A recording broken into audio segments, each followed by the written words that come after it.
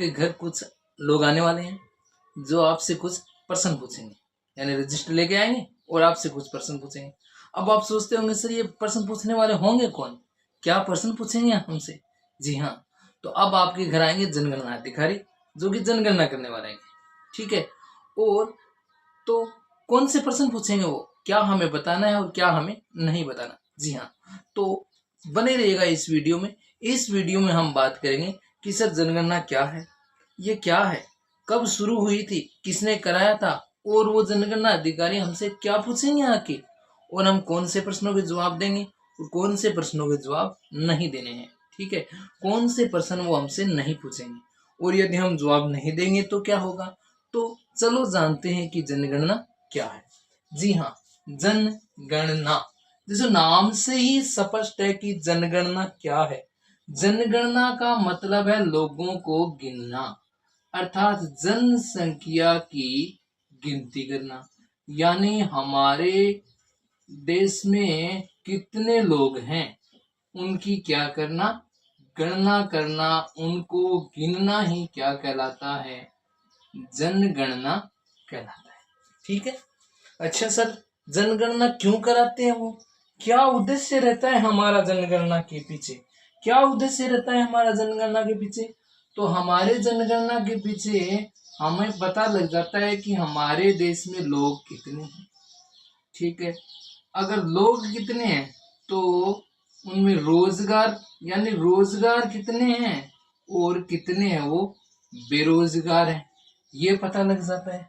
दूसरा, हमारा संसाधन, यानी आपने कहना माल कितो पड़े हुआ लोगों को पाने खातिर, यानी कोयला है, पेट्रोल है, संसाधन है, जनसंख्या के अनुपात में देखकर वो कितना है, और कितने लोग एससी से हैं, कितने लोग ओबीसी से हैं, कितने लोग हैं वो एसटी से हैं, जनरल से हैं, ये उस से पता चल जाता है। तो इसे कहते हैं जनगणना, ठीक है। अब सर जनगणना कराता कौन है? देखो 3 सूचियां होती है, एक का नाम है संघ सूची, संघ सूची, और एक होती है राज्य सूची, और एक होती है समवर्ती सूची, समवर्ती सूची, ठीक है। अब मतलब हमारे परिवार में जैसे होते हैं दादाजी, पापा जी, और फिर होती है हमारी फैमिली, यानी ठीक है। तो उसमें सबसे मेन मुद्दा होता है ना, उसमें निर्णय कौन कौन लेता है? हमारे दादाजी लेते हैं, और उससे छोटे मुद्दों का जो फैसला है वो हमारे पापा जी लेते हैं, और छोटे मोटे दुकान से क्या लाना है वो हम फैसला ले लेते हैं। उसी प्रकार कुछ मामले होते हैं जिसमें केंद्र सरकार है वो फैसला देती है, केंद्र सरकार के अंडर आता है, तो उसे हम कहते हैं संघ सूची का विषय। और कुछ में आता है राज्य सूची, और कुछ मामले ऐसे होते हैं जिसमें दोनों मिलके लेते हैं, पापा जी भी ले लेते हैं और दादाजी भी ले लेते हैं, तो उनको बोलते हैं समवर्ती सूची। लेकिन विवाद हो जाए तो भाई दादागी माननी पड़ेगी, तो विवाद हो तो केंद्र सरकार मानती है। तो ये जनगणना का विषय कौन सा है? तो जनगणना है वो संघ सूची का विषय है, ठीक है। तो जनगणना कब शुरू हुई थी? जनगणना शुरू हुई थी 1872 में, ठीक है। 1872 में आज की तरह पीएम सीएम तो नहीं थे, वॉइस राय थे, वॉइस राय, यानी एजीजी जनरल इस टाइप के बाद वॉइस राय कराएंगे, तो वॉइस राय थे। तो 1872 में वॉइस राय थे, वो थे लॉर्ड मेयो, यानी जो पहली जनगणना हुई थी वो कब हुई थी? 1872 में लॉर्ड मेयो के टाइम हुई थी। मेयो आया, गिनती कराया, याद रख सकते हो, मेयो आया, गिनती कराया, तो लॉर्ड मेयो के समय पहली जनगणना हुई थी। बाद में 1881 में व्यवस्थित पहली जनगणना, पहली व्यवस्थित यानी सही तरीके से जनगणना कब होने लगी थी, यानी क्रमवार। पहले इनके मन में आया कि भाई तो चलो पता लगाते हैं कि संसाधन कितने, सोर्स कितने, जनसंख्या कितनी है, तो ऐसा लॉर्ड मेयो ने गिनती कराई थी 1872 में। फिर कहा भाई गिनती करने लगे तो सही सिस्टम से तो गिनो, इनमें पता लगाओ कि कौन क्या है, कौन रोजगार में है, कौन पक्के मकान में है, कौन कच्चे मकान में, ऐसा। तो ऐसा कब हुआ था? व्यवस्थित जनगणना हुई थी, वो 1881 से होने लगी थी। कौन थे तब? थे लॉर्ड रिपन। रिपन, जैसे हम पके हुए फलों को कहते हैं राइप, यानी पका हुआ। तो पक्की जनगणना कब होने लगी थी? लॉर्ड रिपन ने।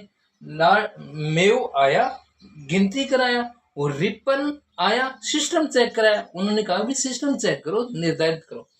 तो जनगणना कितने सालों से होती है सर? जनगणना है वो 10 सालों से एक बार होती है। फिर ये जनगणना हर बार होती रही, होती रही, होती रही। और अगर मैं आपसे पूछूं कि भारत की जनसंख्या कितनी है, तो आप कहेंगे सर 6.86 करोड़ हुई। ठीक है, तो ये किस आंकड़े पर आधारित करे हो? तो अब हम जो जनगणना मान रहे हैं ना, वो 2011 के आंकड़े के अनुसार हम निर्णय लेते हैं। ठीक है, हमारी पिछली जनसंख्या जनगणना 2011 के अनुसार। तो 2011 के सर, तो आप 10 साल जोड़ोगे तो 2021 में तो हो जानी चाहिए थी। क्यों नहीं हुई सर वो जनगणना 2021? अब आप बताएं क्यों नहीं हुई होगी जनगणना? अरे हमें पता है, हमने ऐसा टाइम देखा है जो कोई भी पीढ़ी नहीं देख सकती। यानी लॉकडाउन का समय था उस समय, कोरोना ने तबाही मचाई थी जी। इस कारण 2021 की जो जनगणना है वो डिले हो गई, और उसके बाद में जो अब है वो 1 अप्रैल से जनगणना शुरू है। ठीक है। जनगणना, जनगणना का जो है वो 2011, कौन सी जनगणना थी सर? ये थी 15वीं जनगणना। 2011 वाली 15वीं जनगणना थी। और अब जो जनगणना हो रही है वो कौन सी जनगणना है? 16वीं जनगणना। 16वीं जनगणना। ठीक है, 15वीं जनगणना 2011 वाली जनगणना कौन सी थी? 15वीं। और हमारा देश 15 अगस्त 1947 को आजाद हो गया। तो आजाद होने के बाद में कौन सी जनगणना थी सर? तो आजाद होने के बाद में ये 7वीं जनगणना थी। 2011 वाली कौन सी जनगणना थी? 7वीं। और 7वीं से याद आया कि हमारा राजस्थान राज्य है वो मतलब जनगणना में कौन से स्थान पर आया, जनसंख्या में कौन से स्थान पर आया? तो हमारा जो राजस्थान था वो 8वां नंबर पर आया। 8वें नंबर पर हम जनसंख्या में 8वें नंबर पर थे। लेकिन हुआ क्या, जब आंध्र प्रदेश था ना, वो आंध्र प्रदेश टूट गया, हमसे आगे था वो। लेकिन आंध्र प्रदेश से तेलंगाना अलग हो गया। आंध्र प्रदेश से तेलंगाना अलग हो गया, तो इसमें जनसंख्या की कमी हो गई। तो हम एक कदम आगे बढ़ गए, यानी हमारा स्थान है वो 7वां हो गया।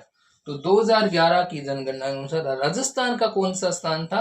2011 की जनगणना के अनुसार राजस्थान का है वो 7वां स्थान था। ठीक है, और ये संसूची का विषय है। अब जो सर 16वीं जनगणना हो रही है वो कौन सी जनगणना है? वो है डिजिटल जनगणना। यानी शुरू में है वो डिजिटल जनगणना करवा रहे हैं। ठीक है। सर डिजिटल जनगणना का मतलब क्या है?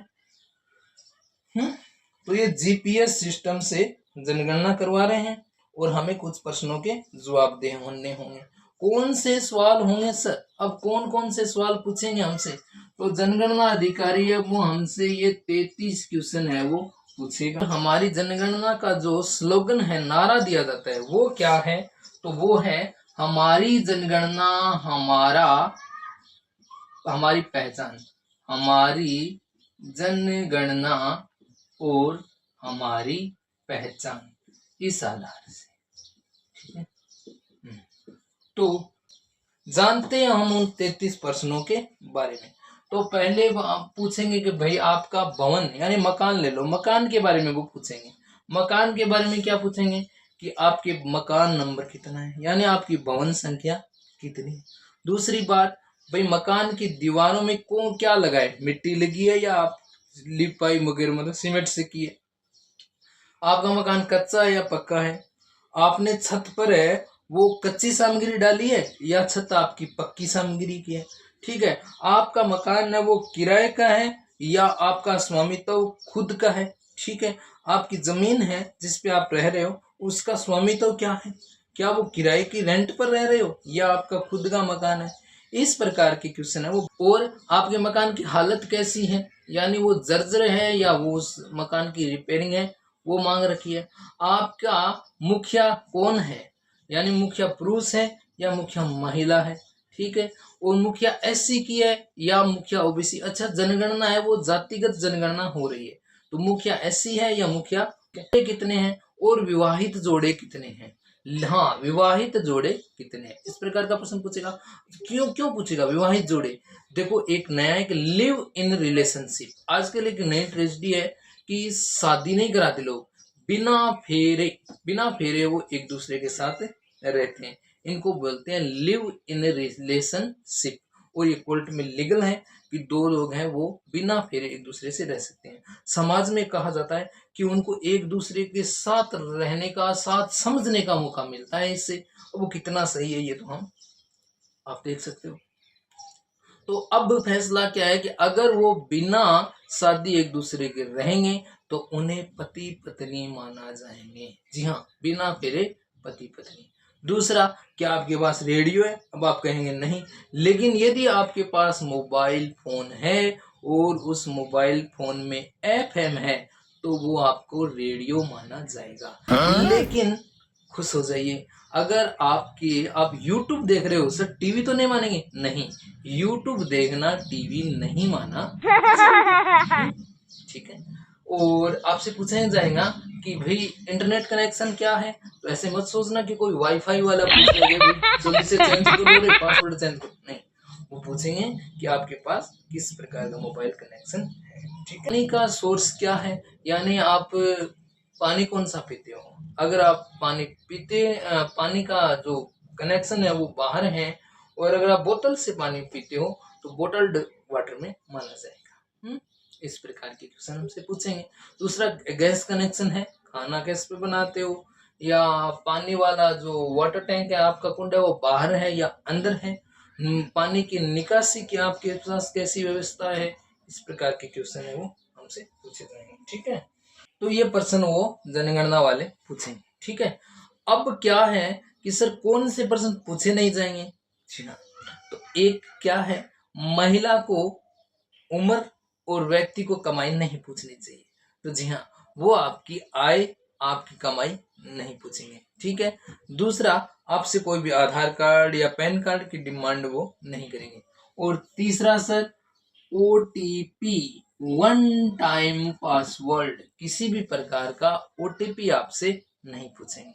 दूसरा, अब आप कहेंगे सर हम जो डाटा दे रहे हैं वो उनकी प्राइवेसी तो होगी। जी हाँ, उनकी पूरी तरह से प्राइवेसी होगी। जिस प्रकार परमाणु संयंत्र की प्राइवेसी होती है उतनी ही हमारे डाटा की प्राइवेसी होगी, यानी अच्छी तरह से उन्हें गोपनीय रखा जाए।